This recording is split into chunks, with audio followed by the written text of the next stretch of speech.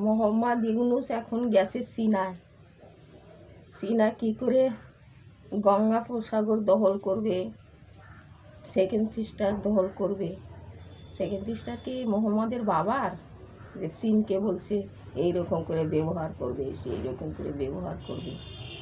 চিন্ময় কৃষ্ণ দাসের অ্যারেস্ট, বাম সেই হিন্দুদের উপরে অত্যাচার, আওয়ামী লীগের নেতাকর্মীদের খুন, কি নাই করেছে মোহাম্মদ ইউনূস। এদের দায়কে বাংলাদেশের কিছু পাবলিক খাল কেটে কুমোর এনেছে, কুমোরেই এখন গিলে খাচ্ছে।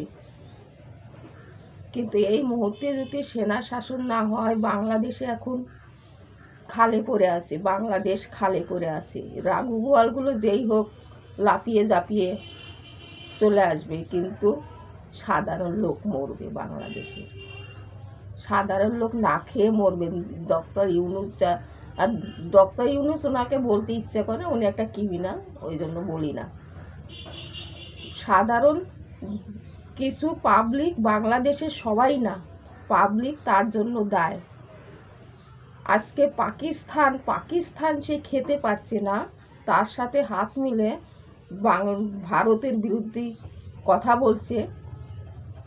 তোমার চীনকে আনতে চাচ্ছে, চীনের সাথে হাত মিলিয়ে পুরো বাংলাদেশকে একদম বিক্রি করবে মোহাম্মদ ইউনূস। এই প্ল্যান পুরো শেষ করে দেবে, বাংলাদেশের সাধারণ লোক খেতে পাবে না। সে দায়কে বাংলাদেশের লোক। এই মুহূর্তে বাংলাদেশে সেনা শাসন আসা উচিত।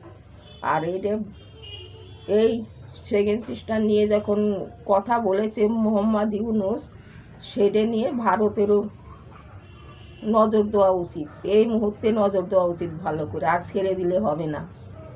বাংলাদেশকে গিলে খেয়ে নিয়েছে, একদম শেষ করে দিয়েছে।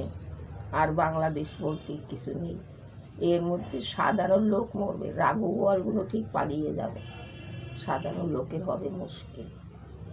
সাজানো গুছানো দেশটাকে শেষ করে দিয়েছে, একদম শেষ করে দিয়েছে। আর কিছু ওখানে ইউটিউবার আছে, ভারতের সাথে হাত মিলিয়েছে, মোদির সাথে হাত মিলিয়েছে, কত বড় গর্ব।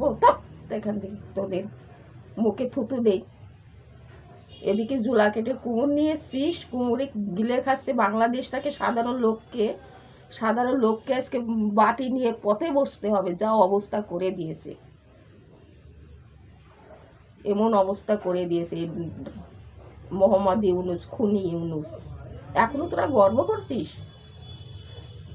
তোদের কি দশা হচ্ছে?